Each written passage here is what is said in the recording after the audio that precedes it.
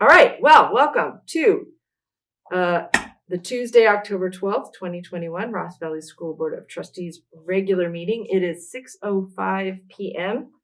and we are calling this meeting to order. We are going to now go into, there's no public comment regarding items on the closed session agenda, correct? No, there are not. So this is the point where you can identify the item on the closed session. And then we'll go into that second item. Got it. So we're going to recess now into our closed session. So we'll go ahead and recess. We've got one item, a public employee evaluation, and then we'll reconvene when we're done. Welcome, everyone. It is 7 o'clock, so we are now reconvening back. We are reconvening back into open session. So thank you all for being here. Super exciting to see people all gathered together. So it's fantastic to see everybody here. I don't have a microphone. We have one recording. I know. This is the lovely part, right, of wearing masks. And there we go. Okay, thank you. I will speak up. So this is getting used to a new, larger space and not just speaking into the microphone on the screen. So thank you for that reminder. Oh, and in masks. So again, thank you all for coming. As our first in-person meeting, I don't know how many of you have been watching us in Zoom land, but I just wanted to say that it seems appropriate for this first meeting that we are all here in person to dedicate a moment of civic reflection, which we often do before we say the Pledge of Allegiance, to raising our awareness of a historic event that just happened yesterday, October 11th, for those of you who might know, in which Indigenous Peoples Day became a national holiday for the very first time. So in recognition of that historic event, and before saying a little bit more about it, I just wanted to open up our meeting with the land acknowledgement, recognizing that our Ross Valley School District Board meeting is taking place on the unceded ancestral lands of the Coast Miwok people of present-day Marin and ancestral lands of on the ancestral lands of the Coast Miwok people of present-day Marin and southern Sonoma counties. And we acknowledge that the suffering caused by the colonization of Marin County lands, and we grieve the systemic harm that's done to the Miwok culture and that of all Indigenous tribes across North America.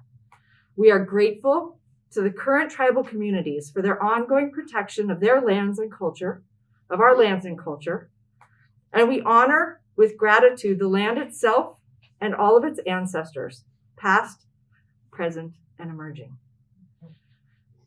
So it seems fitting, since we are all here in person today, to make this land acknowledgement. And in recognition of this historic act that took place on October 8th, when the president signed into official proclamation formally recognizing Indigenous Peoples Day as a national holiday, the second Monday in October, which is also the same day as Columbus Day is celebrated, it's been recognized by many localities all the way back to 1992 with Berkeley, California. But this is the first time that this Monday has been officially recognized as a national holiday. Next month in November is Native American Heritage Month. And so we can also recognize that when we do a moment of civic reflection for next month around that. But now with President Biden's proclamation, these separate and scattered celebrations come together as a national holiday. So on the democracy journey that we are all a part of and that we have all taken an oath to embark on with all of you as our community on this long and unsettled road, but it's one that continues to bend toward the arc of justice and ever toward a more perfect union. So with that moment of reflection, I would invite you all to start our meeting with our Pledge of Allegiance, where we stand up and say the pledge.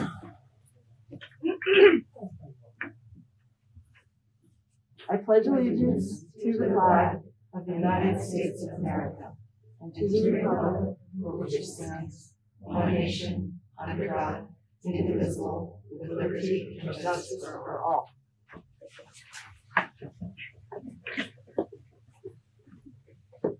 All right, on to our board business, which is wonderfully first started with a staff, adopting of the agenda. So, if we have any, my colleagues have any changes or questions about the agenda? No. If not, I'll entertain a motion to approve the agenda. So I moved. You make a motion? So moved. Motion, Second. and a second.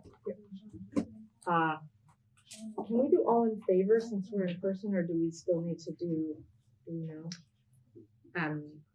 We certainly can do, there are certain items that the board would take action on that do need to be in roll call vote. Okay. It is suggested to continue that practice, Okay. although it is not required for this. Okay. We'll just keep doing roll call. So, roll call vote. Aye. Aye. Aye. All right. So Acknowledge we Wesley, yes. and Wesley, yes. So Wesley is absent for this meeting. So we have a vote and it passed for our agenda. Now we get to go on to the staff recognition agenda item, which is the next one. Tell us about that. Well, I'm just so excited that our first in-person board meeting tonight, we get to honor our employees. We went back and forth up until realizing, will we even have people show up? Will they come out? And in the evening after a long day at work. And we're so thrilled that we decided to hold this as part of our first meeting tonight and not to do it via Zoom, where you could have listened in to that, but we would rather be able to celebrate and honor all of you who are here this evening, and also recognizing that there are a number of folks who weren't able to make it out tonight, but we'll acknowledge them as well. And I'm going to turn it over to Julia Wolcott, who you all know has taken on some responsibilities with Human Resources. Awesome. Thank you, Marcy. It's really exciting to get to do this. So we have 3 different categories we're going to be honoring this evening. We'll be honoring our employees who are new to the district, our employees who have achieved tenure status, and also our employees who have reached a new milestone. And we have our administrative staff here this evening that's going to help us with the acknowledgements. And thank you to Eric, who is standing in for Christy, who is unable to make it. But we will begin with our new staff. And when your name is called, please stand up so that we can acknowledge you. And if you brought someone here with you this evening, please let us know who they are so we can thank them as well for sharing you with us with all of the work that you do. So Judith, if you would please start us off with Brookside. Sure. I don't think either of them are here tonight. I did not see them, but we're happy to welcome to Brookside Christy Haddad as an intervention teacher, and Sharon Mar, noontime supervisor. And they're both Brookside parents as well. So we've been recruiting from within, and we're excited they've joined us as staff members.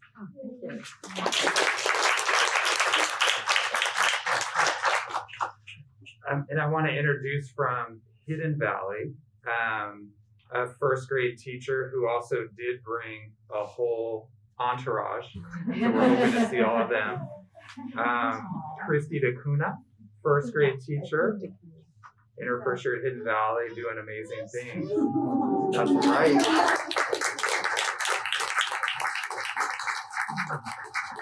My husband and Sammy and Nico. So happy to be here. Thank you. Thank you. Thank you for all coming out. Welcome.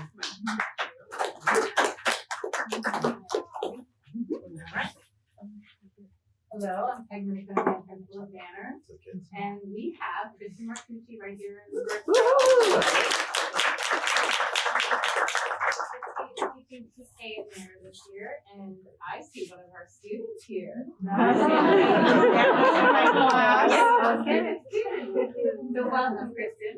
We're so happy to have you on board at Banner. Yes. Yes. And then I don't think Dawn is on here. Dawn Iacone, she is our new library specialist, and we're so happy to have her as well. Awesome. Nice. Thank you. Bravo. And I'm going to go ahead and introduce our new Wade Thomas staff member, Principal Julie Harris, who is new to our district as well, and then she can do introductions. So nice to see you all in person. Well, we are so excited that we're filling up lots of roles here at Wade Thomas. We got lots of fun new hires. Megan Bertram is an ELO para, and she is helping us with intervention. She's not here tonight. Felicia Brown is also helping us. She's a parent, and she is in the office, and she's helping with noontime supervision. Megan Brown, who's also a parent, a PTA president, and she's an instructional aide and a noontime supervisor who couldn't join us tonight, but she plays many roles. Anne Deweese is a one-on-one full inclusion aide. She couldn't be here tonight, I don't see her. And Kelly Hetherington is our new health assistant, which we're really excited to have. And so those friends couldn't be here with us tonight, but they're definitely in our hearts. But we've got with us tonight Deborah Harris, who is our speech pathologist. And our new TK teacher, Lori Ladresh, and she got her partner with her.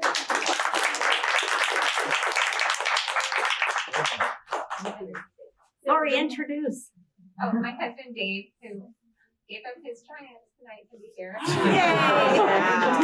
That's gotta help you. It's gotta be, that's a good thing. Points. Well played. So thanks. The moral of the story is if you walk in the doors of Wade Thomas, you might be asked to, get a job. Fantastic. All right, I'm Matt Andrew, principal of White Hill, and we have several new faces joining us. Some are here today. I'm going to start with the people that are here. Ryan Washington, 6th grade science. And math. Thanks, and rocket. Christopher Powell, 8th grade Spanish. Allison Wren, 7th grade French. And 8th grade French. And then we have several others that are not here. Karen Demo, special day class. Sean Laughlin, 8th grade history. Jade Martin, resource teacher. Ron Newstack, resource teacher. Jessica Whitcomb, 7th grade English and history. And Amber Wild, 7th and 8th grade English.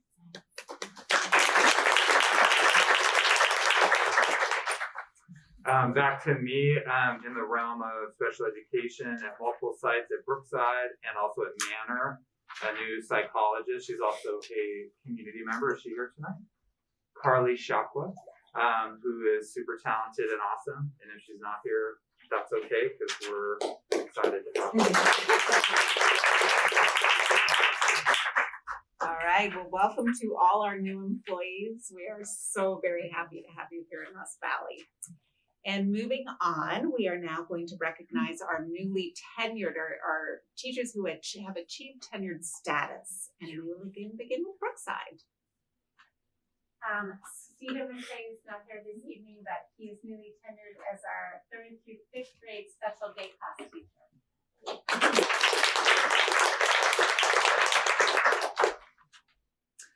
Let's see. Back to me for Hidden Valley. Okay, I'm Christy tonight in part. And also recognizing a couple colleagues in special education. Lauren Coburn is a resource teacher, and Marjorie McDonald is another one of our amazing district psychologists. Congratulations to them on their new tenure status. And now back to White Hill. We'll start with the people that are here. Georgia Hamilton, newly tenured.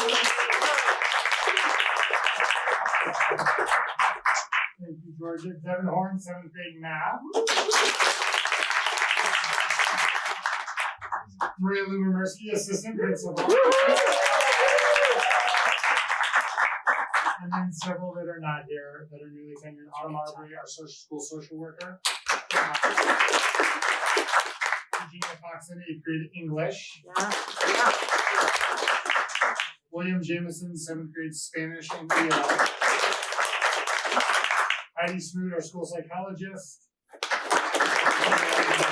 and tiny sixth grade history and math. Okay, and then a couple of district-wide colleagues that I will share in the realm of music.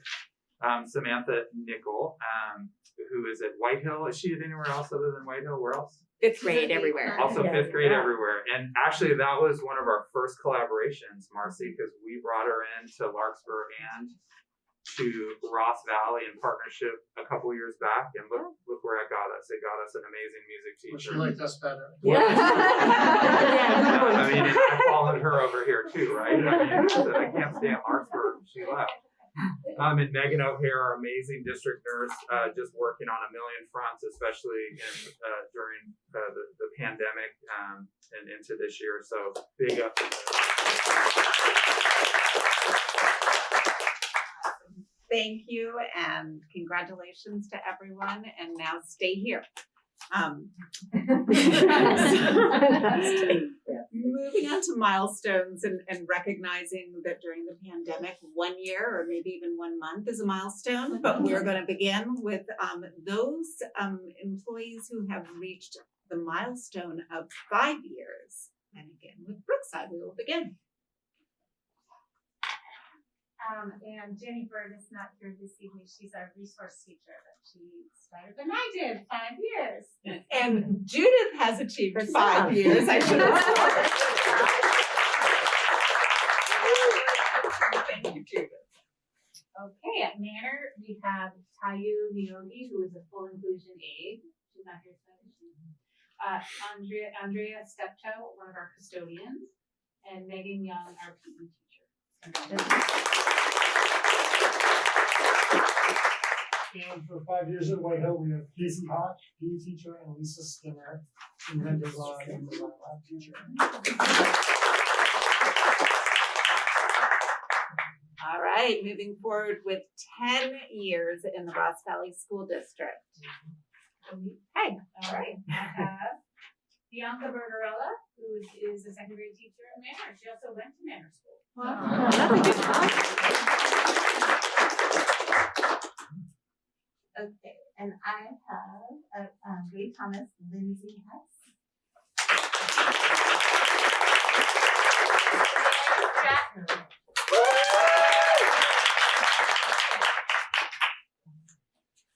I want to introduce another district-wide colleague, again in the realm of music, and that's the amazing Nicole Smith. Congratulations to her on her birthday.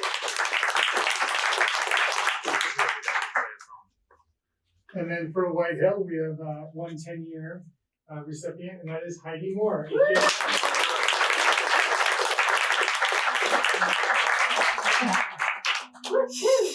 And one other very important district employee, Sean Maher, has reached his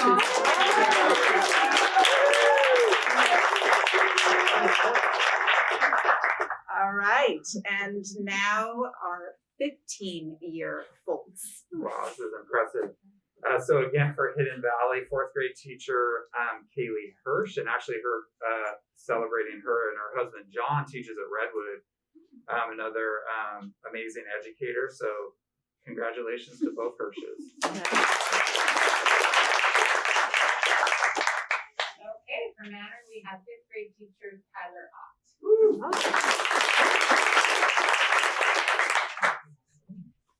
For Wade Thomas, we have the famous resource programmer Tanya Wayne. We have 3 at Whitehill. We have Mark Foster, full inclusion aide, Katie Frank, 7th grade English teacher, and Karen Tessitore.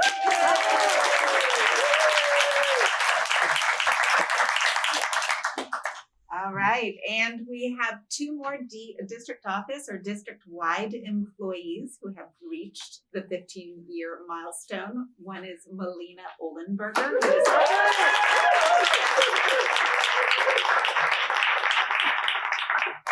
and Lori Ross, our HR coordinator.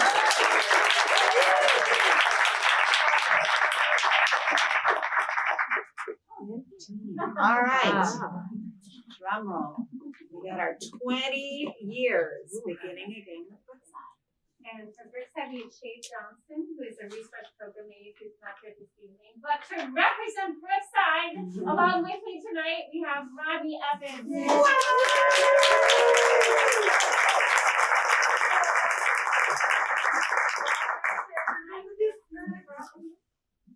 Did you bring someone with you? Absolutely. I used to work here.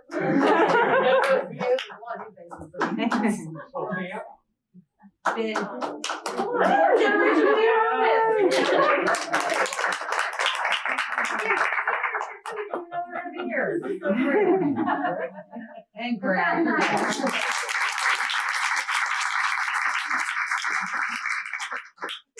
And 20 years at Whitehill.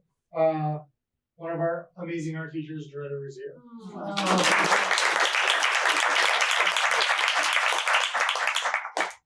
All right. Wow. Are we doing photography? We would like to do a picture. So everybody who was acknowledged this evening, if you can come up in trustees, if you'll gather with them up here, we'd love to get a picture with you all, if you wouldn't mind. Right. Okay, we're just gonna take a brief 5-10 minute recess to acknowledge everybody, grab some refreshments, and then we'll come back and reconvene. Okay, we are back from our short celebration recess, and we will continue on with item E, communication. So a report out from the closed session. We don't have anything to report out from the closed session. It was just a discussion item, no action. And public comment items that are not in the open session agenda. So if there's anyone here who wants to make a public comment on something that is not in our agenda, now is the time. We all do, actually. Please come up to the microphone, and we do 3 minutes. And state their name and their affiliation. Right, and you can state your name and your affiliation, and then you can make your comment. Sure, and I may have to read a little fast then if you want 3 minutes. So please forgive me if I go slightly over. My name is Michael Costa. I am a longtime resident of San Anselmo, father of 3 boys, 2 of whom have benefited greatly from the early intervention services provided by the Ross Valley School District. We've been working with this program for, I think, last 4 or 5 years now, so since 2017. Up until last week, we have had nothing but great experiences with the program, which is why when we had the chance to make a large donation of toys to the class, this is where we thought to go first. However, when talking to the teacher, she said this program may not be available. So we had no idea whether we should drop these off. Sent an email to Eric on 10/4, said we want to talk, we have a donation.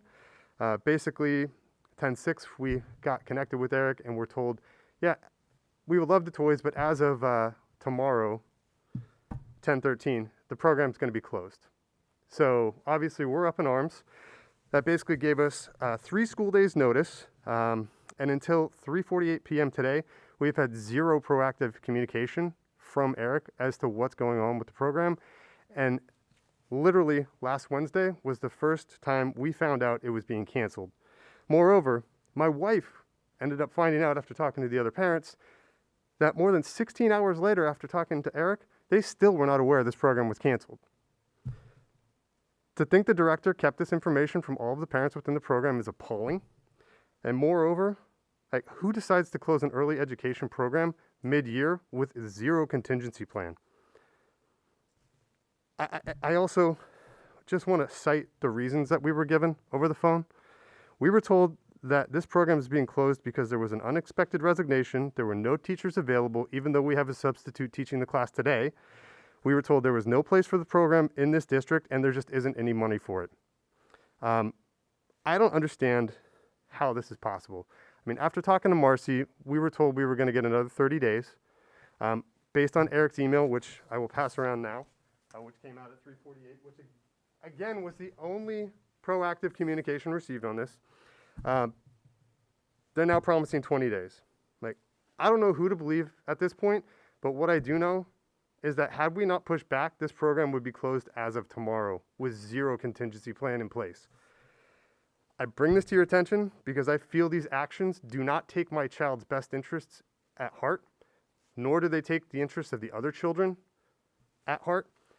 And I feel like the 30 days that's being granted right now is literally just to CYA the misstep so that they can close this program properly without any issue. I really just want, if you read the email, they basically allude to that right there. We're in progress until November 18th until they can find a way to transition us out. So I guarantee you, come 2022, this program will not be in the Ross Valley School District.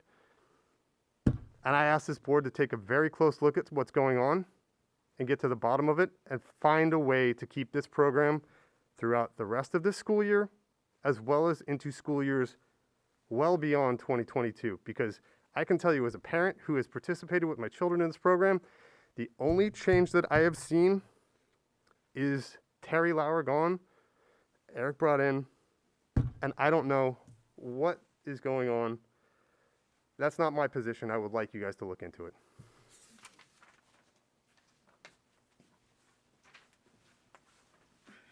My name is Phoebe Salas. My daughter Amelia Rivas attends the early intervention preschool program at Brookside. She has attended since 2020, since she was 3 years old. She began attending the program under the teaching of Jeanette Molyneux, who was a fabulous teacher. And up until this summer, we were anticipating that she would be the teacher again. We were notified 1 week prior to the start of school that she had resigned. We were led to believe that she resigned a week before the school was supposed to start. When in the exact case that was not true, it was an ultimate intent to defame her character, essentially. But regardless, school started with a substitute, and it's been growing wonderfully. My daughter is talking beyond measure. She has not stopped talking.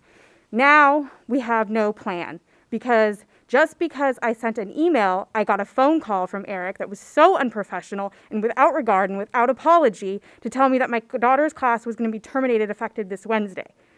Without a plan. She has an IEP, and you are to be held accountable. There was no apology from you. There was no apology for your actions nor communication to us. We are parents of special needs children. They are the most vulnerable children in our community, and now you're going to terminate their program? It's appalling. It's appalling. I would like the board to take a very good look at what's going on right now, because these are the kids that get left behind. Thank you. Is there? I would also really like to add, I really don't want to have to file any complaints with the Department of Education or the Special Education Services group. I really want to have this resolved without doing that. I don't want, we just want what's best for our kids. Thank you. Thank you. Is there any other? No. I want to give you an opportunity. That's it. Okay. Thank you very much. Thank you for coming and sharing that. Supposed to ask if you guys were aware of what's going on. I know Teresa is because we talked to her. I know Marcy is because we talked to you. I know Eric is, but and because it's an item that's not on our agenda, we don't have it agendized for an ongoing discussion for this, and so can you please get back to me as to whether or not you had knowledge of this and what the plan is? We were very eager to find a resolution. Thank you. Thank you. I'd also like to acknowledge that I emailed you as well, Marcy, and you did not respond at all. Thank you. All right. Continuing on with communication, we are going to go on to board announcements. Are there any general board announcements? Nothing here? No. All right. And correspondence or communication to the board? We did have one that was posted this afternoon. Okay. Yes. So you all had a chance to So read everybody's that. been able to see that. Sorry. Yep. Okay. All right. So moving on from communications, we will now move into the presentation and action item, and it's a public hearing and recommended adoption of resolution 052122 on the matter of sufficiency of instructional materials. All right, thank you. And Julia? All right, so Education Code Section 60119 requires that the Board of Trustees of a school district hold an annual public hearing, that's this right now, to determine whether The district has sufficient standards-aligned texts and instructional materials. The annual public hearing must be held before the end of the 8th week from the first day pupils attend school for that year, and the board must adopt a resolution stating whether each pupil in the district has sufficient texts or instructional materials in specified subjects that are aligned to the academic content standards and consistent with the content and cycles of the curriculum frameworks adopted by the state board. And I have checked in with all of our site administrators across the district to find out if they've had any complaints, and they've all said back to me in writing that they have not. I think it's also important to note that when we talk about instructional materials now, we're talking about both textbooks or other related supporting materials, teacher-created materials. It's any of the instructional materials that we're using with our students. So following this public hearing, which is now, it is recommended that the Board of Trustees adopt a resolution certifying its findings. Okay, so tonight is a public hearing on this matter, and I'm gonna reiterate the ed code and exactly what it is that we are addressing in the public hearing, and then take comments. So the public hearing that we are having tonight on the sufficiency of instructional materials is that Education Code, as you mentioned, 60119 establishes steps and procedures to ensure the availability of textbooks and instructional materials. And accordingly, the governing board of a school district shall hold a public hearing or hearings at which the governing board shall encourage participation by parents, teachers, members of the community, and bargaining unit leaders interested in the affairs of the school district, and shall make a determination through a resolution as to whether each pupil in each school in the school district has or will have, prior to the end of the fiscal year, sufficient textbooks or instructional materials, or both, that are aligned to the state Common Core standards and are consistent with curriculum frameworks adopted by the California State Board of Education in mathematics, science, history, social science, English language arts, and as applicable in health and foreign languages. So now I will call the public hearing open, and if there are any audience members We have one we have one person here, so if there are any audience members who want to comment on this proposal, and there are not any audience members who want to comment on this proposal, so I will now call the public hearing closed, bring it back up to the board. And if there's any discussion by the board on this particular item, otherwise we will take action for a motion if anyone wanted to make a motion, but I want to stop and see if there's any other conversation from the board. Seeing none. No, I see that Julia has done the due diligence. So Then- no questions. Great. yeah. Thank you for that. And then so what we will be doing in taking an action would be approving resolution 052122 for sufficiency of instructional materials for 2021-22. That would be the resolution. So I'll make a motion to adopt the resolution 052122 in the matter of sufficiency of instructional materials. I'll second it. So we have a motion and a second, and we'll just go ahead and do a roll call vote. We'll start. Aye. Shelley, aye. Rachel, aye. All right. Ryan? Aye. Excellent. So that motion passes. Thank you. And on to the next presentation, which is the California School Dashboard Update. Yeah. All right, that is me as well. So the California Dashboard reports on how district schools and student groups are performing across state and local measures. And this evening's dashboard report is really about our local measures. And there are 5 priority areas that we are looking at this evening. So priority 1 has to do with appropriately assigned teachers, access to curriculum, safe, clean, and functional school facilities. Priority 2 is the implementation of state standards. Priority 3, parent and family engagement. Priority 6, 4 and 5 don't apply to districts, they're county offices. So priority 6, school climate, and priority 7, access to a broad course of study. And for each of these priorities, districts are allowed to complete a self-reflection. And we've gone through that process. And for every one of these priorities, we have met standard, and that has been submitted to our dashboard. And that is where we are for this evening. All right. Any questions about these local priorities in the dashboard? Do you know when the dashboard report, what is the cycle of public reporting once we've uploaded our metrics in this way? I don't know how quickly it happens, and it's a little bit different this year because the CASP test isn't reported publicly this year, so that's not going to be showing up on our dashboard, which gives us a lot of additional information that we would normally be able to work with. And so I'm not quite sure on the timing, and it's going to look a little bit different this year. And I guess I would say if there's any public comment after some clarification, because I guess I'm getting used to the new in-person kind of thing where we do presentation public comment. So clarification, just for us as a board, the way I would see it would be presentation. If there's clarification questions that are just clarification, then go out to the public for comment.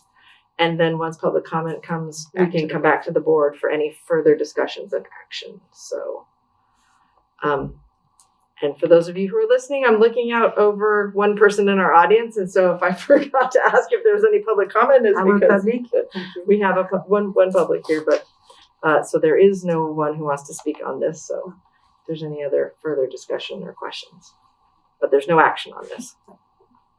So great. Okay.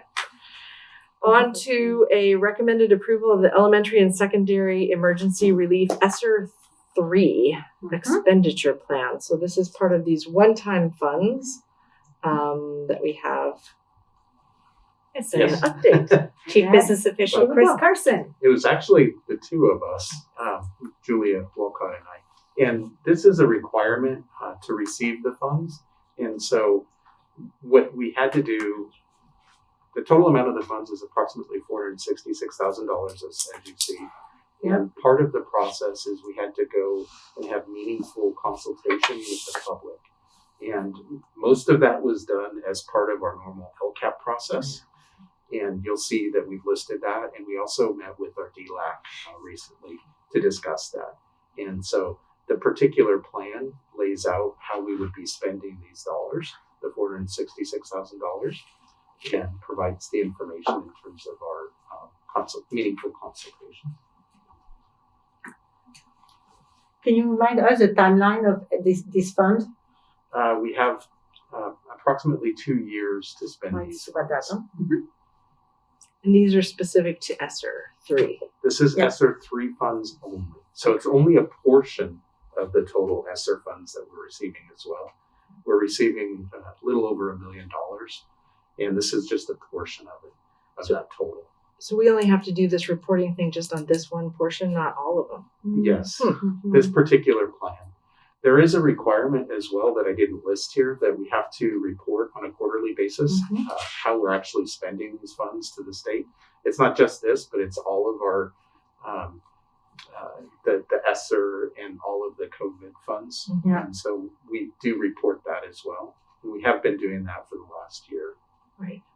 Okay.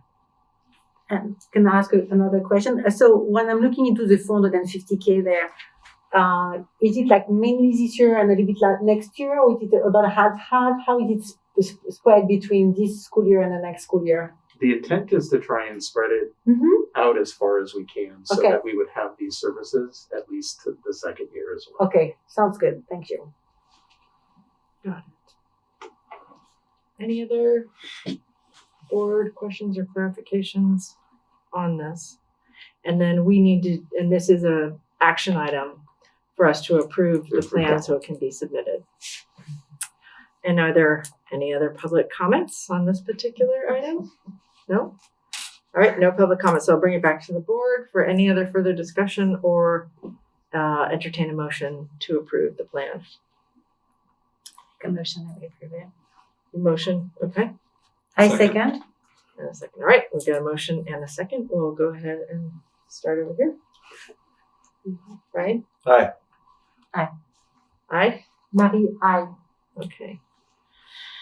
So, thank you for putting that plan together and for continuing to track all of our one-time funds and allocate them appropriately and keep us informed on that. So, It was a team effort. Julia did a fair amount of it as well. Good job, team. Good job, Julia. thank you. Okay, to have the funds. Yes. And public. Good job, public. All right, moving on to the recommended approval to increase certificated substitute daily rate from 150 to 190 for the 2021-22 school year. And that's me. That's you. Thank All right. Yes, we are recommending the increase of our daily certificated sub rate in order to hopefully recruit more folks into becoming certificated substitutes, and also to encourage folks who are already signed up to come to Ross Valley School District. There are a small number of substitutes currently registered. I have outlined that in the report here. And some of ours who have committed to positions in substitute work in our district have declined those positions when they have been called by other school districts. And so we're hoping that even the substitutes who are available to us will not leave us to go for other jobs. We're looking at this for the 2021-22 school year only. We will revisit it in June with steps in the intermediary between now and June to see how it's going. Did the increase actually help us to either attract and or retain substitutes in Ross Valley? Knowing that with the pandemic that there are a lot of folks who are not wanting to work in schools directly for concern of around the COVID-19. So we will be looking at that. We'll be analyzing it at the end of school year to see how it went and to see what our recommendations will be for moving forward into the 22-23 school year. If any of you have any questions, wonderings. How many times do we have a substitute in the district in a school year? What's a normal number? Well, what we have, I don't have that information off the top of my head. I can say that when COVID started, we have added some additional substitute positions. We're calling them guest support teachers. We have 2 at each elementary school and 3 positions at Whitehill. And the purpose of those guest support teachers are if, for example, a teacher is out sick or on PN on any given day, we have had a hard time filling those vacancies because those can often be last minute notice. A teacher wakes up and isn't feeling well and they can't come to work. But with guest support teachers, our school sites have been able to talk with the subs and have them agree to stay on at their school for either all year or weeks at a time. So if we don't end up being able to fill a teacher vacancy for that day, then the guest support teacher might be assigned to their classroom. Or because we do have a number of classified vacancies and where our certificated staff often supports when we have a need like that, a guest support teacher might be needed to go support any needs on the campus. So you already have them kind of in place before you need them? Yes, to have them in place and in the event that they're actually needed, but to help us right now with just all of the support that the schools need during the pandemic. So I counted from the beginning of this school year, we've had over 600 entries for substitute needs from August 18th through, I did the calculation through last Friday. And we have only been able to fill half of those substitute needs. And so when a substitute isn't available, then the schools do put in place backup plans, which could be a teacher who has a preparation period might cover for their colleague during the preparation period. The principal might substitute. Any of us here in the district office are on call 2 sub, and Julia has actually gone out this year. Eric, I believe you have 2 this year as well. And subbed. And I haven't needed to do that yet, but I'm ready and willing to do that. So this one is only talking about a $40 increase from what we're paying. Yes, someone from already. the So it's nothing 150. that's going to be breaking the bank. It's just to be more competitive when we need to pull someone in It's a market. to get some people to Yes. make sure Yes, I'll go It's a there. market God. game. Yeah. Yeah. Yeah. It's a game, and- yep. Yes, and Yeah. so hoping that folks won't cancel with us when they've accepted a position here. Yes, it's more Because that. the sites they go into Frontline, it's all an automated system now, and they do go in to look to see how many vacancies and do we have that filled, because then the first thing they do in the morning is figure out how we're going to put a backup plan in place Yeah. to cover today. Got it. Right. Thank you. Okay. Any other questions? No question. No My question. My I just- understanding that the pain is real, so. Yeah. And I'm just going to say, I've heard this a lot from Exactly. a lot of districts that From- the From substitute. teachers, from parents, from administrators, the pain is real, so we need to put our best foot out there. Any other questions? I'll make a movement to approve. Public comment. Motion to approve. Sorry. Public comment. Public comment. Are there any? Are there any? Can I just ask one question? Yeah. I'm wondering, why 190 instead of 200 like some of the other districts? In looking at the number of folks who have not taken a position with us, we feel as though since they're community members, the possibility that they won't cancel the position for only $10. But because our district isn't funded like a lot of the other districts, that we also wanted to be realistic within our budgeting ability for that, even though we will look at using one-time funds for filling or for these type or COVID funds to help backfill this. We also need to make sure that it's something that's sustainable, just like anything that we do going years forward, whether it's this amount or any other. Right. Thank you. So we'll have a check-in on this to see how did it change our ability to attract or see how to go from there. Yes. Okay. Any other? Okay, back to you. Had a motion. Make a motion to approve. And I second. All right. We'll go ahead with the vote, starting with Brian. Aye. Aye. Aye. Marie, aye. All right. Thank you all, and let us hope that Yes, it relieves some of the strain and stress on that it people would be enough. filling in at the last minute That would be enough, doing yeah. multiple jobs. All right. Moving on to our consent actions. We have 10 items on consent, and before we go ahead and decide on those, is there any questions or does anyone have anything that they want to make a comment on those consent items or pull anything or clarifications up here? I wanted to say thank you to the person who donated a cello. Yes, appreciation of donations. Any donation, yeah. Yeah. And I guess we also, is there any public comment on consent items? No? No public comment on that, okay. So we can bring it back, and if there aren't any other clarifications, we can entertain a motion for consent. I make a motion to approve all the consent actions, 1 to 10, as described here. I'll second. All right, so we have a motion and a second, and we'll start here. Marie, aye. Shelley, aye. Rachel, aye. Aye. Brian, aye. It's for the micro too. We should identify because it's not on. Yeah, that's why We should should- we say, okay. Got it. Brian, aye. Yeah. Okay, so approved for the consent. Getting used to this in person up at the dais with the microphone thing. This is where you see Ryan is way more experienced than us because I have never done it here. Yeah, I'm like, what, huh? Someone come on. Okay, on to board business, item H, and committee updates and reports from trustees. So I let's start have over here with none. I Marie. will have tomorrow, but not today. So I have no update. We too. Okay, so what do you have tomorrow? JLAC. You have JLAC tomorrow. And you have E2 And tomorrow. E2. E2, Or E3. which is It could be the early efficiency. efficiency and effectiveness. Early efficiency. It's now E3. E3, we're adding the early into the early efficiency and effectiveness 7:30. committee. So 7:30. We'll All be right. there. Well, I had 2 meetings that I attended. Okay. I got to go to the DLAC meeting with Eric, which is always fun because I get to hear a lot of interesting conversation and I get to practice my Spanish skills. So that's always great. There's a lot of people who are at those meetings. We would definitely like more. That was one of the things that we discussed. There are parents there. Chris Carson was there and he explained a little bit. And Spanish skills, I did not realize this were so sharp. And Julia Wolcott was there. And then there were some teachers as well. and we discussed the purpose of DLAC, which is to have like open communication between the district office, the schools, and the families, and to support the English learners to be successful.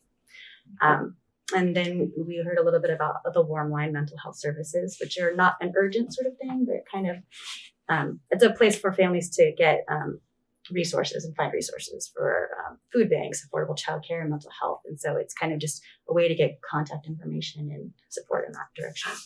And there's a little bit about the summit of the LPAC and the reclassification process that students go through, kind of how they get classified as being an English language learner and how they kind of move through that and graduate out of it. And then there was some discussion from Chris about the ESSER 3 funds and how those are going to be used to help support the students. And for the other meeting on it too, it was the Yes Foundation board meeting. It was, I think, 20 people on there, which is, and it's still on Zoom. But those are on Zoom. Yeah, still on Zoom. It's the first Thursdays of the month, and they haven't figured out how to transition back to in person yet. For now, they're just doing it remotely. There's a financial update, and they approved their budget. They welcomed some of the teachers who were there, and they gave presentations about the art, the music, the theater. I guess the back to school night, they did a really great thing with the art classes where the teachers prepared like a mini lesson for the parents coming in. So the parents got to experience what their children are doing in class in like the really quick period that they had in between changing classes at Whitehill. Mid-elementary school, they're focusing on interesting, fun things like Hispanic Heritage Month and having like great conversations about race and equity in the schools. And they are planning to do performances for choir. They're still kind of figuring out the logistics for that so they can do it safely. So I don't have any news on when that is, but I'm sure they would like to have trustees attend if they're interested. And then theater, as they put it, they hit the ground running. So the theater group is getting ready to go up at Whitehill. They didn't anticipate how many kids were so eager to join theater. And so they had 2x the number of kids show up interested. And so they've, it's a self-funding program, so that's great, but they've kind of had to like figure out how to manage having so many more kids, but they're thrilled. Let's see what else here. And then there's some fundraising updates, just how with all the different things they're trying to do to figure out how to get more money in with COVID. And they seem pretty optimistic that things are turning around. They've had some big donations that they're really happy about from new families coming into the district. So that's great. And then there's coming up, or they're hoping to still do a battle of the bands. So if you guys know band members that are parents that are interested, you can reach out to the S board folks. So that's it. They are still looking for an art liaison, but you will notice at Red Hill that there are new artworks up from the students at our schools. So thank you to the parents who's doing that. And those are all the updates. Thank you. Wow. They are up and running. Yeah. All right. Any other? No, I wanted to reflect on how happy and excited I was to hear so many kids signing up for the fall theater at Whitehill. In general, that's not the one that's very popular. The spring musical is always popular, but the fall, which is theater, has always been kind of more than 40 kids, and only like 92 of them. It tells me that the students were craving for some other place to grow and to learn. So I'm doubly happy because it means twice as many kids identify that and families have been supporting their kids to attend that. So there was a need. So when we were, we were considering not having all those programs because we didn't have any money, then I'm glad to see that it's possible because kids are signing up. So it means they want it. Yeah. So that's very exciting. It's exciting, but it's also kind of interesting that you plan, you think you got it all done, and here we come back in, and that's a big change. And it's a lot of people that you almost want to find a way to incorporate all of them. Yes. I know the spring thing is much bigger, and it whittles down from interest that's kind of interested, and then there's some hardcore interest. But if we see this much interest, we should really have that stuff on the radar so that we don't get caught off guard with the services for those type of outlets. Because I think you're right. Yes, and that was a little bit when I thought about it, because I had one of my kiddies in part of the play, and when Samantha and Nicole explained that to us, it was they had to write lines because there is not enough lines. Yeah. In Alice Wonderland, there are 8 Alice 8 IELTS. This is how much they have to. So it means there is such an appetite that I agree with you. What else? Yeah, what could is we be coming thinking that of? might be, What else yeah. do they want? What else do those kids need? A lot. Yeah. I'm It's a going good to problem say to a lot. have, but something maybe we should try to stay on the front end of what we offer, as we always think it's just like this.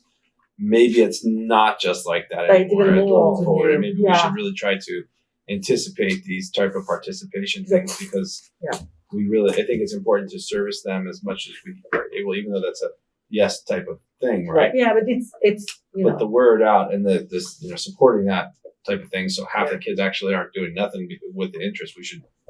And I want to point out that this is the first time this actually plays run by White Hill staff, a teacher. And I think this is something to welcome as well, is that when I remember when Samantha was hired and I was on the board of the Yes Foundation, you have been telling us, and that's cool, that in addition of doing the choir, when she will have more time with us because she's going to transition one day 100% in our district, she could be doing theater, and that could be more integrated, right? And then when I see that happening, this is just triple awesome. This is something we have, or the Yes Foundation was also like, okay, if it can be more integrated, that's even the better. So there's definitely I can see some excitement, additional excitement, because also this teacher, and she's awesome to start with, but like there is even more integration between the school and the program. So therefore, more kids they might be also part of the success. And I think her musical theater class, her elective class at White Hill is well signed up for there. So that's great. And that was a goal that we had too. And expanding into our school day here, the program components that children get to access during their school day, and not just through participation in Yes Theater. Right? Yep. Great. Super awesome. Yeah. Yes. Thank you for keeping us connected by going to those meetings and doing the report outs. It's really helpful. Thank you. It's lovely hearing the teachers talk about their work. It's terrific. So now I'm going to go back. Is there any public comments about the committee updates or reports? Nope. Okay, no public comment on that. Then we will move to the approval of the meeting minutes for September 28th, 2021. I want to just check in, see if there's any edits or amendments, corrections, additions. No. I'll move approval. Okay. I'll second. We've got a motion from Ryan and a second from Rachel, and we'll go with the vote. Ryan? Aye. And Rachel? Aye. Shelley? Aye. Marie, aye. All right. And moving then on to superintendent and cabinet report. Alrighty, so just want to check in and see Chris Carson. Anything from CDO maintenance and operations? Actually, I have one thing. I attended a declining enrollment workshop today. Ooh. It's part 1 of 2, and there were a couple interesting pieces that I just wanted to share with the board and the public. The first is that we all know that the district had a large decline last year, but what I wasn't aware of is that the statewide enrollment drop was much larger than they had anticipated as well. It went in 1920 to 2021, the state enrollment dropped 2.6%. And so that was the first time they'd ever seen a decline. And they had always had small increases, and recently they were budgeting for 1% increases across the board. And then the other thing, based upon these declines that they've seen last year and even this year, they're seeing declines across the state. They started doing further analysis, and between now and 2030-31, they expect the state student population to decline 11.4%. So a really large drop. And then there was one other slide which I targeted, and of course I'm not going to find it right now. Oh, here we are. I think Marie was at the same workshop. Yes, I'll have it here as well. Fascinating. It's our slide 25. Yes. And so the top declining counties projected over that period. What's interesting is that the previous projections, these counties were not included, but the top 10 list includes Santa Cruz, Sonoma, Santa Clara, Napa, Monterey, and Marin. We're number 7 out of 10. at expected 14.92% drop over that same period. So that's what they're projecting at this particular point. They're looking at the data very closely, but those are, when you're a district that is funded based upon enrollment and attendance, in essence, those numbers are scary. And so that's what we could see moving forward out in that future. So that was it for this evening. And it's very nice to see everybody in person for the first time. Yeah. It's kind of a Halloween report, but kind of scary. I'm going to go with mode. Did they give you any indication of where those students were going? Actually, there is an article that they forwarded, and I was thinking, it was, like they were talking about it. See the team here. And I was thinking to forward you those two articles because it's kind of pretty much 3 pages of kind of, one of them is who is leaving California and who's moving in, just high level. It's kind of more board member. This is enough for us. And the other one is fact about California population, so you can have a look.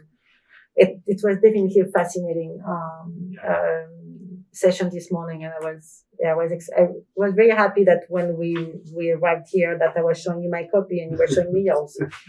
But what was actually interesting as part of that is they were showing that the counties that are showing growth are going to be some of those more rural areas, like in the mountains here in the north. And they also looked at the top 40 population cities in terms of growth in the state as well.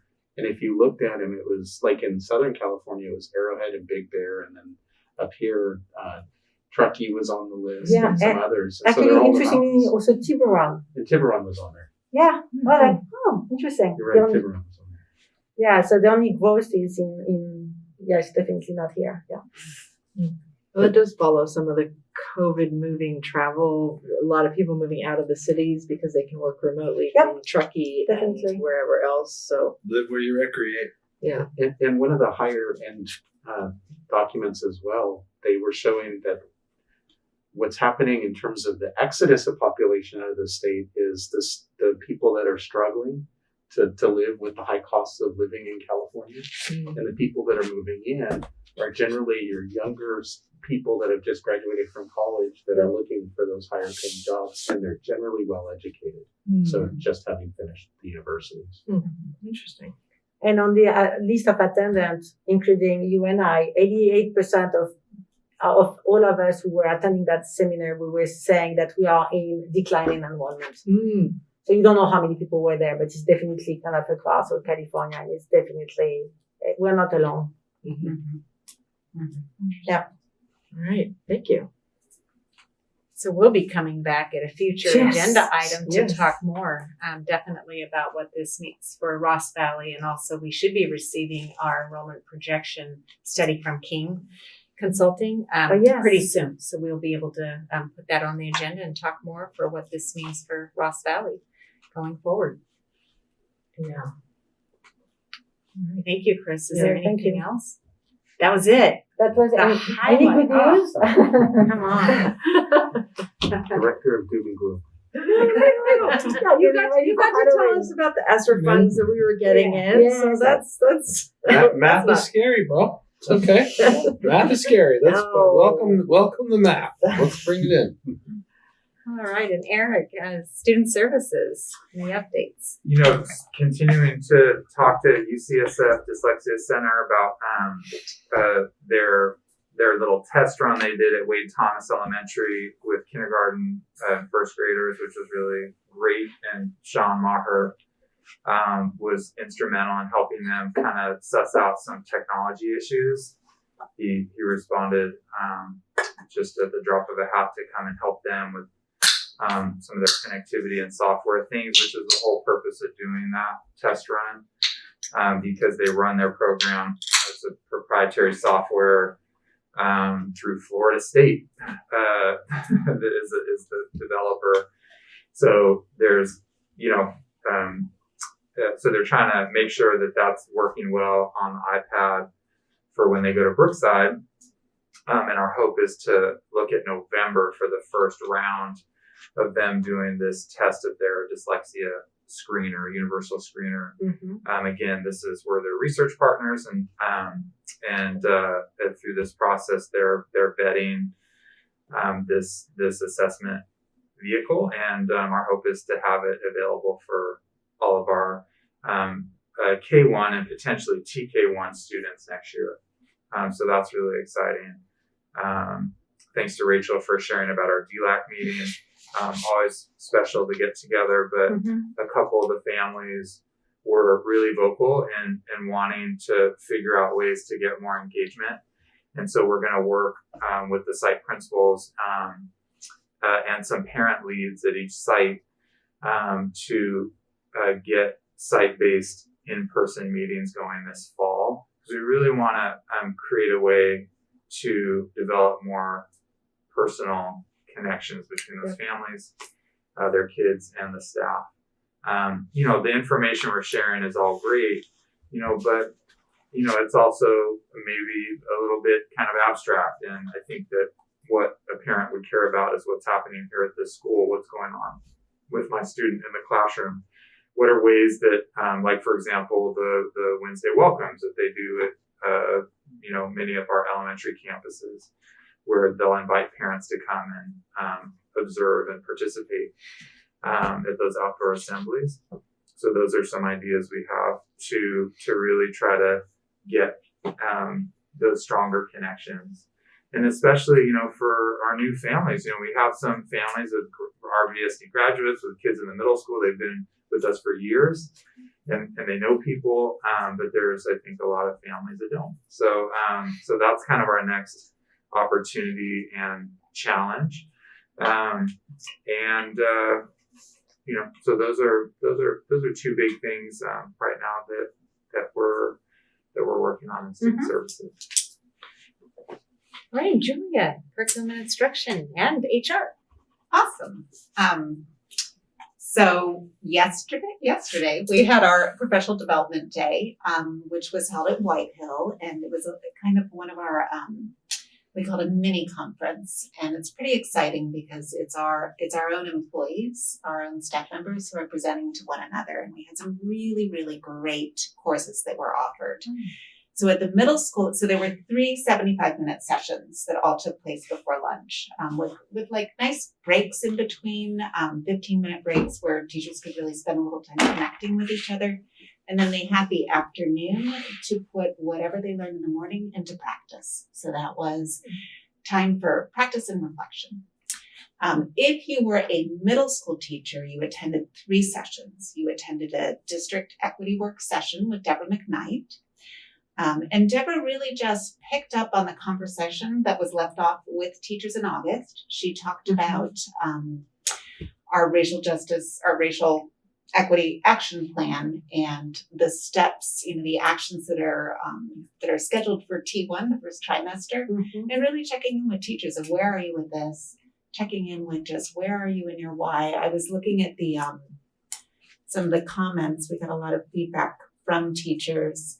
Something that Deborah's talked about is the importance of unlearning and how a part of stepping into new learning is doing that unlearning first. And so one teacher says what they took away from the session was that the hardest part of learning is unlearning, re-examining the racial compass and where I fall on it. The equity work is forcing me to look at how I teach and how I address the subject of race, and also to continue to push myself to experience discomfort around the subject and not to ignore it. I'm being pushed to look at the experience my students have in my class and how I teach and treat all of my students. And there were many, another person says, race affects everyone and everything. This work really matters to me, and I am working hard to engage in uncomfortable subject matter to make this work matter to others. So all of our certificated staff members had a session with Deborah. And then going back to, if you were a middle school teacher, you also had a session from Amanda Wagner, who is our MTSS partner. And she worked with a teacher, William Jameson, who's a Spanish teacher and also our EL support provider. And their session was on designing effective block periods. And so they were taking, Whitehill has transitioned to a 90-minute block. with a recognition that there's a real desire to make sure that we are building relationships with children and creating space for children to connect with one another and engage in discourse, and recognizing that if you're going to teach a 90-minute block, teaching needs to look different. And so how do we structure that block? And they gave really just hands-on practical tips. They made 3 different lesson planning templates that could be used in a block period, talked about different kinds of brain breaks, really great session. And then the third session that all the White Hill teachers went to was given by Autumn Arbery, who is our school social worker, and Marjorie McDonald, school psychologist. And this one was on staff and student wellness. And they set up, they again were thinking about the block scheduling, and they set it up as a series of stations. And so after an introduction and actually a little meditation time for staff to kind of center and ground, took them through a variety. They did some reading, some research, learned about different activities they could do with their students, and then also engaged in some activities that were really about self-care, because we are absolutely recognizing that that's a real need for everyone who's in education right now. And then our elementary folk, along with, again, everybody took 3 sessions. One was equity. They could engage in the wellness session. And then there was a session from Jody McLean, who is our OT, and Sarah Hom, who is our SDC K2 teacher. And this was on understanding sensory integration and the role of self-regulation tools in the classroom. It was fantastic. I went to that one.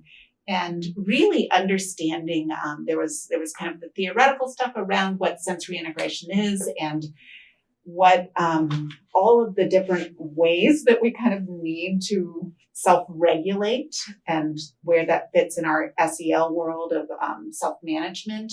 And then lots and lots of tools, things that you can do for brain breaks. They had showed research about the frequency that was needed for brain breaks for K2 being different from 3-6, and really just laying it all out. They showed sample schedules in the day showing where those brain breaks needed to take place. And then they had tons of materials and had people make their own kind of wellness station kits. So you had this little toolkit that you could have in your classroom for kind of a peace corner where kids can go when they need to self-regulate, or something that you can actually bring to a kid and say, and again, all this was very practical. So they had a, one of those, what are those timers called with the sand inside? Hourglass, thank you. Only a 5-minute class, you know, of suggesting that you bring the kid the kit. You give them the 5-minute hourglass, and then they get a little bit of time to ground. That was another one, but there's more. Kelly Eiler and Andy Kastner, both of whom teach our EL students and run intervention programs, did a whole piece around current reading research. Some of you may have heard about, you're hearing a lot right now about the science of reading, but really going into some of the research around the importance of phonics instruction, phonemic awareness, academic vocabulary. They also had stations set up around the room with just different lesson structures that teachers can use and take away. And that was super popular. And then Julie McGuire and Melina Uhlenberger, our MTSS partners, worked with teachers on developing writing strategy groups. And so teachers who attended this session actually came with a stack of papers and worked to determine, you know, what would be, how do you look through student writing and determine what kids need, what those next steps are going to be, what groups you can put together, and what that, you know, next step is. So I think you can see that that was a pretty powerful day. And just looking at, usually it's really hard to get people to fill out a survey, but I've got maybe 45 people who have done it, which is actually quite a high number for these. And one person said, today was the best PD I've had in a long time. 3 wonderful sessions. I learned so much. The afternoon time in the classroom was really wonderful to apply some of what I learned in the morning. I spent it sifting through my early reading books, trying to determine which texts were actually decodable and which followed patterns and relied heavily on picture clues. Interesting stuff. Appreciated the opportunity to work in the classroom. I need to set up my classroom differently. I'm still getting things back in order. But I've now set up brain break materials for my students. So again, a really powerful day. There's more PD coming this Monday, October 18th. Our entire math department will be going to Stanford to spend the day with Jo Bowler, who is very well known for her work on growth mindset, particularly in the area of mathematics, building on Carol Dweck's work.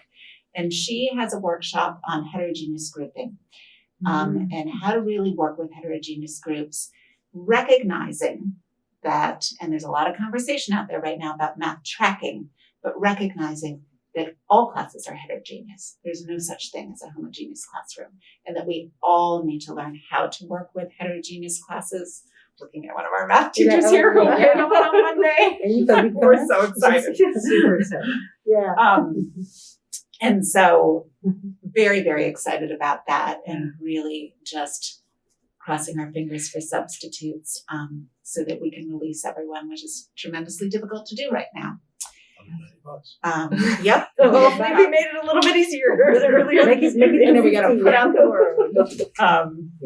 So I think that's, yeah. So, Wow. so it's been fun to dive back into the PD world a little bit. And I was just super proud of our district for, we've done these mini conferences before, and every time everyone's just so struck by the professionalism and the knowledge and the talent that we have within our district. It's really powerful. This could have been a conference you had anywhere in the state, and people would have loved it. But it's ours. So super proud of us. That's great. That's great. Great report. Yeah. That's very exciting. Thank you. And I'll round out the updates for this evening, and just to continue on with what Julie had to say. Last week I was out for much of the week due to a family matter, so I missed some of the meetings that you all were able to attend. So I really appreciated the updates and hearing about those tonight. And coming back yesterday to the Professional Development Day was absolutely fantastic.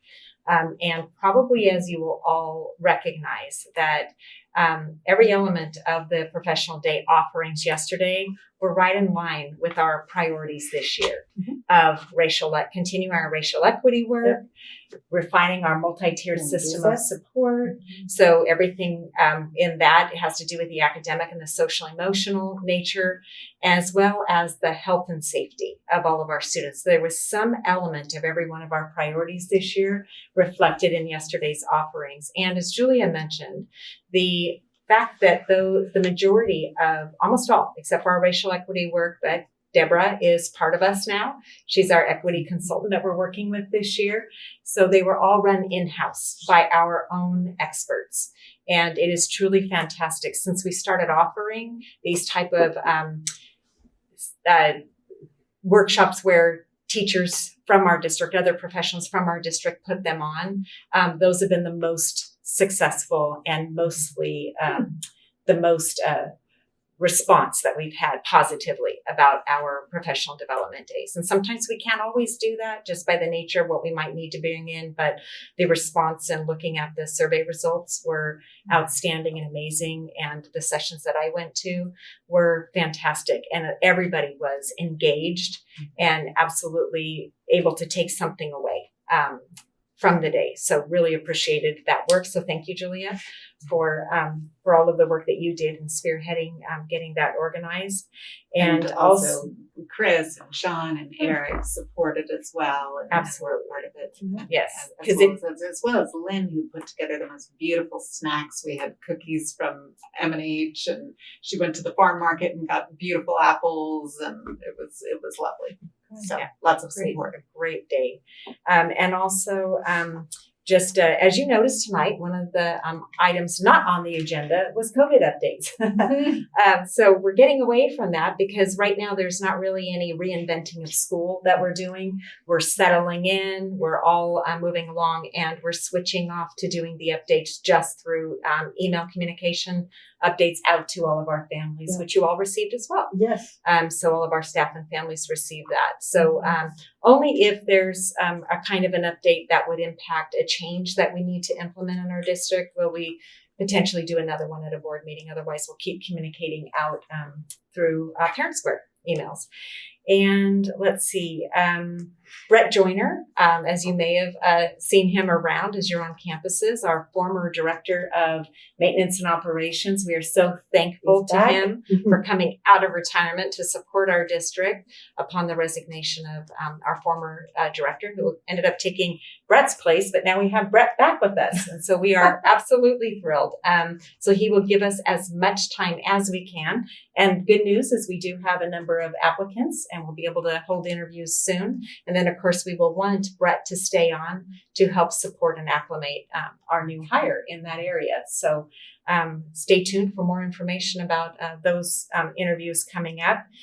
And let's see, I want to point out that tonight, being our first meeting back in session, we've been working on this for months, from when Shelley and I started attending trainings and webinars of how do you ease back in, how can you hold board meetings in person, and or if you needed to continue them remotely. And so all of that planning and work that we did to get there, and tonight would not have been possible at all without Sean and Teresa and all of you.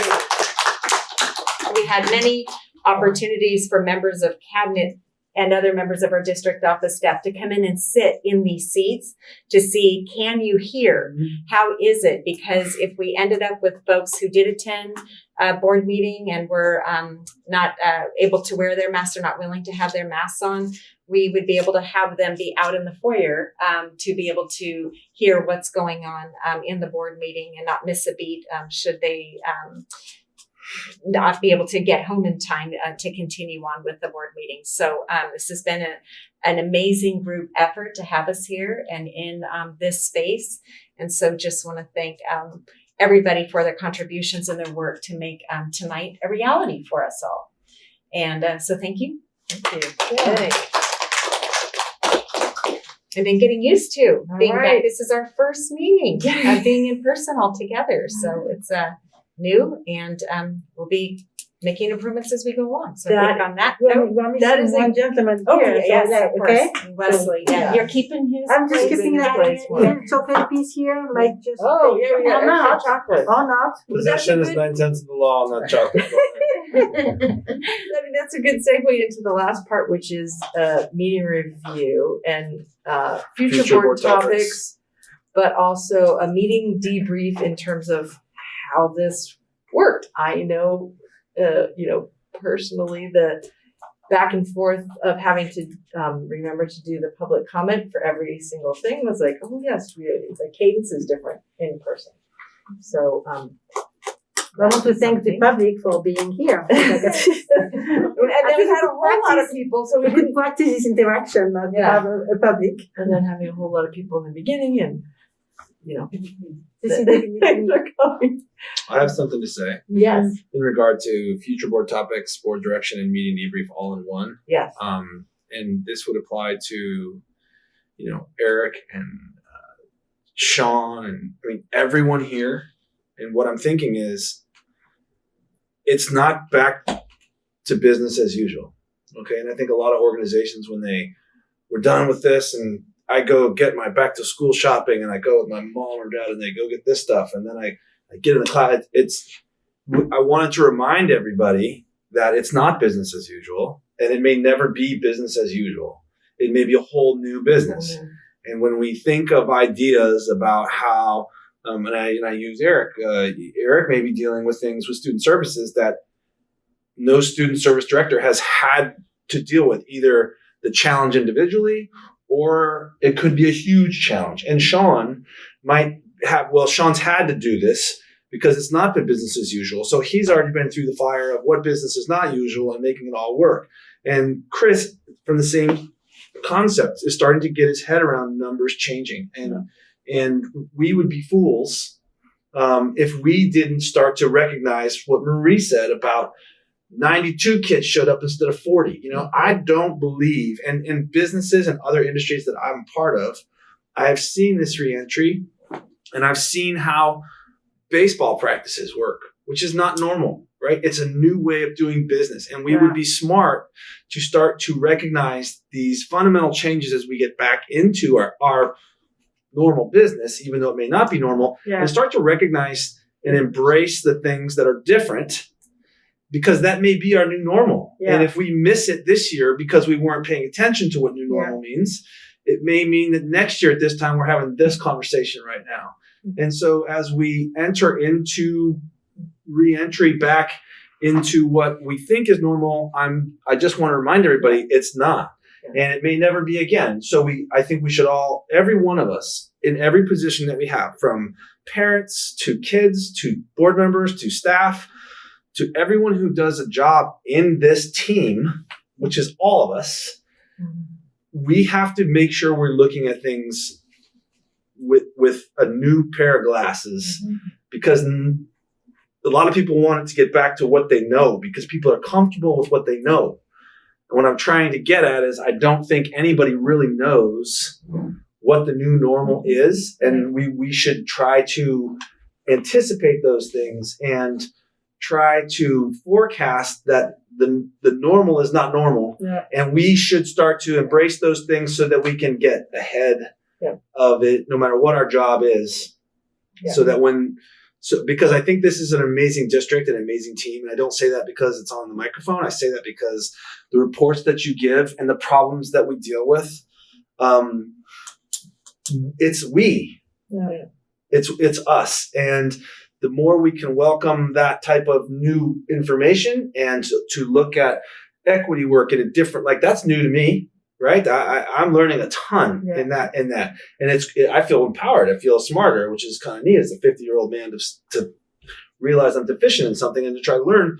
But we have to pass that on to everyone and welcome those problems that those teachers are feeling and welcome those problems that Marcy is dealing with and to make sure that we embrace those things because I think as we start to do this, it's really easy to just get back into how we used to do things. I just don't see us doing business the same as we used to do things. Good point. Thanks. Yeah, thank you. I agree. As we get back into person, it's a new normal. It's not just because you're back in physical person together doesn't mean that we're going back to everything the way it was. It's I mean, even just tonight being aware of we're in person, but we're also recording. And so it's like a split screen going on. I'm thinking as I'm managing this process and I'm wondering like, how did the audio go? Somebody in the audience is yelling, speak louder. It's like a split screen. I'm just thinking in terms of process up here, we're in person, but you're also thinking about people who aren't here. So thanks. And I want to add to what Julia was saying about what you did in PD yesterday around the self-care of the teachers. I think this is something that we all need to do. And I have been back in the office since last June, like a year and a half ago, as a school administrator. All of us have been back at school wearing masks for 10 hours a day for a year and 3 months. And it stopped really being very tiring. And then there is some of the administrators have been, it's a lot. Yeah. And for all the schools, administrators and teachers, and I know because I'm one of them, right? 10 hours a day of the mask, it is exhausting. And at a certain time, I can't even think anymore. So self-care, it's true for the teachers and it's true for all the staff and all the administrators as well. You may not be in session when they talk about it, but please take care of yourself, all of you, and you. Yeah, absolutely. Yeah. Rachel, do you have any other thoughts in terms of how the meeting, the debrief, the cadence, things that are? I think since it's three of our first meetings here in person. I think I had the same experience as like, oh, there's a lot of people and there's cadence and so there's just a lot of different elements that I kind of have adapted to. But to Ryan's point, I think it's kind of an advantage because I don't have a normal to go back to. This is it. This is all I know as far as having a board meeting in person. So it's kind of an advantage. Like I don't have any routine that I'm expecting at this point. So I think that helps. I'm very open-minded to like how this all runs and goes. But it's great to see so many teachers here and the staff. It was nice. It was a good one to go back to. Yeah. The little pre-meeting rumble in the room was like, whoa. I know you can hear people outside. Normally I just hit mute. It's on a button. And even the little thing, like we took a bit of a break and we have to formally wait We're gonna take a bit of a recess here as we all stood up and celebrated all of the teachers. Great work, by the way. There's been a lot of work here, and it's very apparent. Yeah. I know it goes unsaid sometimes, but there's a lot of work here, and it's really amazing. By everybody. Yeah. I mean, truly. Yeah. And you're It right. shows. This is an amazing school district, and we're going to continue being that way and just continue to make improvements, and whatever the new normals are and new improvements that we can make or changes that we must make, then we'll continue working together and doing so. Yeah. And our next board meeting, and we don't have the one in October 26th. That one's not needed because thanks to Chris and Julia, we were able to get the ESSER on tonight's agenda, and also for Eric For the teamwork. Yeah, for the teamwork, because we were able to get the item on the DLAC agenda too. So luckily that meeting was scheduled to be able to put this on there, the ESSER on there, which means that we don't need our October 26th meeting. So our next meeting, November 9th, we will be resuming our spotlights on schools, and we'll have Wade Thomas here. Great. And so they will have their students and being able to do a spotlight on Wade Thomas on November 9th. That's great. All right. Anything else? No, and the next board agenda items, the only thing I want to keep talking about the declining enrollment. Yeah. And this is something that I think we all need to kind of get ourselves educated, like talking about the new normal. So I think Those numbers were scary before COVID. yes, there was When you push those absolutely. numbers out and you start to look at their math columns, Correct. They weren't great. So And I think this is where the new normal is going to hit us. So all of us, trustees and staff, we need to kind of get familiar with those concepts to be able to articulate what they are and what they mean for the district, for sure. Yeah. All right. Well then, it is 10:52, 8 minutes short of whatever.